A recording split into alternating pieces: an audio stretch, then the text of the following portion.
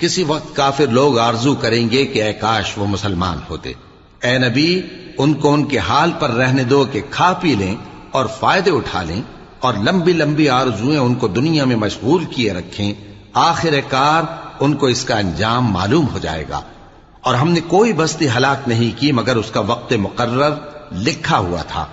کوئی امت اپنی مدت مقررہ سے نہ آگے نکل سکتی ہے اور نہ پیچھے رہ سکتی ہے۔ اور کفار کہتے ہیں کہ اے شخص جس پر نصیحت کی کتاب نازل ہوئی ہے تو دیوانہ ہے، اگر تو سچا ہے تو ہمارے پاس فرشتوں کو کیوں نہیں لے آتا؟ کہہ دو ہم فرشتوں کو نازل نہیں کیا کرتے مگر حق کے ساتھ، اور اس وقت ان کو مہلت نہیں ملے گی۔